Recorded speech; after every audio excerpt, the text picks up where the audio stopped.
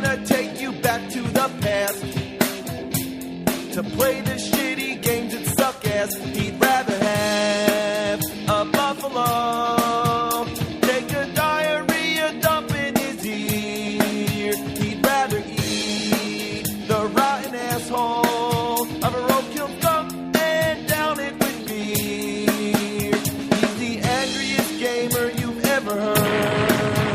He's the angry Nintendo nerd. He's the angry Atari Sega nerd. He's the angry video game nerd.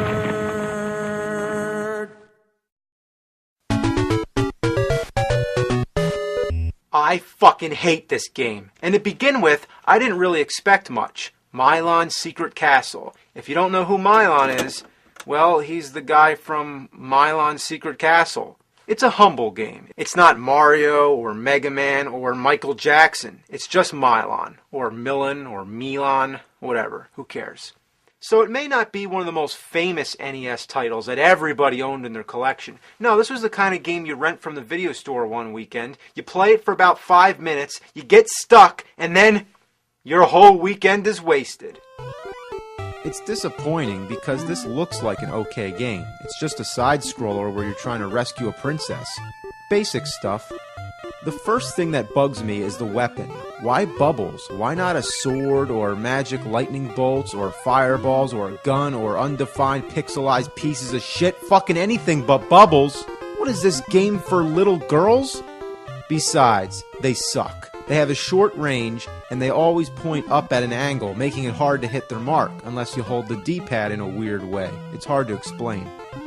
The control isn't the worst I've experienced, but it feels stiff. As soon as you release the D-pad, Milon stops dead in his tracks. He doesn't gain momentum the way Mario does, for example. So, less than 30 seconds into the game, you come to a point where you can't go any further. You can jump, jump, jump till the cows come home. You will not get up there. That's when you either shut the game off or discover that you can use bubbles to break open stones. There you go.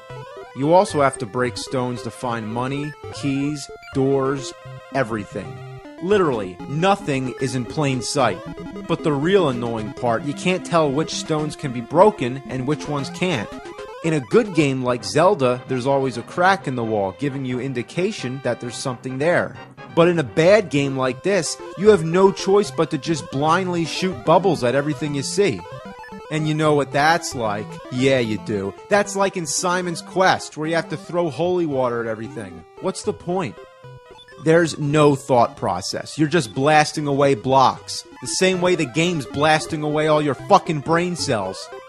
But even then, it doesn't take much longer to find out that you're stuck. I'm gonna give you a little tour. Here's the first part of the game. You can explore the whole outside of the castle, but you can't go up to the second level yet.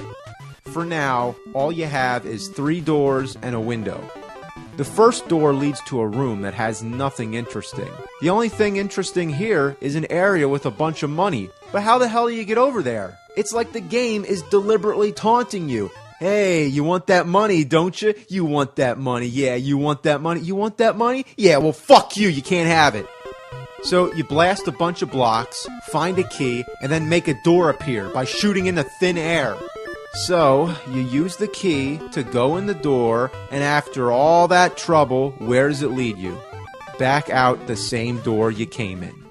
So, the whole point of that first door is a complete waste of fucking time. The second door is a shop. There's only one item for sale, shrink potion. Shrink when you touch the glove. What glove? Oh, this glove? A fucking boxing glove that makes you shrink? Sure, whatever.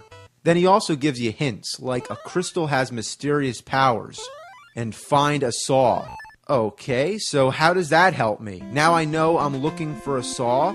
Obviously, if I find something that resembles a saw, I'm gonna get it anyway.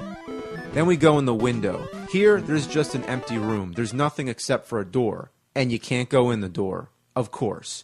Is it locked? Do I need a key? The game doesn't even have the courtesy to let you know. A little message would be nice.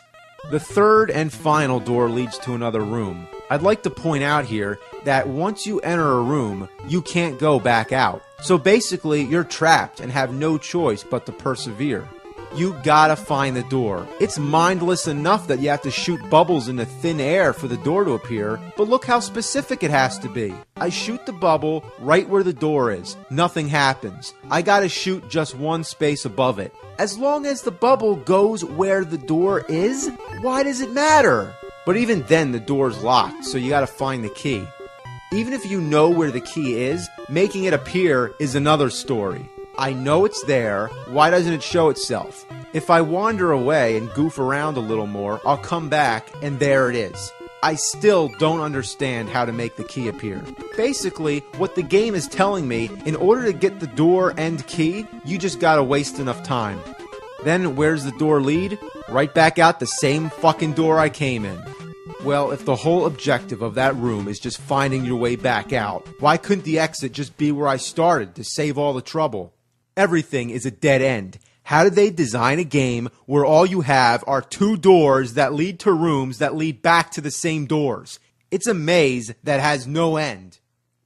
So that's when you need the power. Nintendo power. It's like you want to know how to beat the game? Well, you gotta buy our magazine, you dumb little shits. This is the classified information section. Usually this is all about cheats. Golgo 13, stage select, spy hunter, start with all weapons, Wizards and Warriors, bypass the wizard, Mario 2, shortcuts to Birdo, Milon Secret Castle, getting started. That's not a cheat. That's just how to play the fucking game. The basic rules of the game needed Nintendo power. That is some fuck. So here's the deal. That empty room, you gotta fight a demon. The demon doesn't appear until you get the spring shoes, which will also help with those hard to reach places. But where do you get the spring shoes? First, you shoot out these blocks. Then you push the one block that doesn't break. That alone is almost impossible to find out. At first, you don't realize that you're able to push the block because it takes like 3 seconds to happen. And it doesn't look like Milon's pushing, he's just running against it. But that's not all. Then you have to shoot the empty space where the block used to be. A secret door appears, and in there you can buy the spring shoes. How can it be a secret if it's something you absolutely need to do in order to advance with the game? You gotta explore every last inch of the whole castle. If you break it down to every space that could possibly be a hidden door, that's about 240 spaces per screen. And if you count all the blocks that could be in need of moving, let's say 120. And it's roughly 4 screens per room. That's a total of 2,880 bubbles you gotta throw just to get through the first level of the castle. Wow. So once you have all the items you need, you go back to that empty room, and now there's the first boss. This is when you start to realize how fast your energy can be drained. In most games, when you get hit, you blink, becoming immune to damage for a brief time. But in this game, you can be killed almost instantly. When you beat the boss, an orb comes down. What is this, Castlevania? Do I gotta throw an oak stake at it? So then you advance to the second level of the castle. Here, the mystery and confusion only accelerates. There's a well that's totally dark and a room that's full of deadly fire. You never know where you're supposed to go first. So what do? Get the power. In this issue, there's a section in Counselor's Corner where gamers' questions are answered. Why Counselor's Corner? Because you're gonna need counseling after you're done with this shit. Alright, so let's see what it has to say.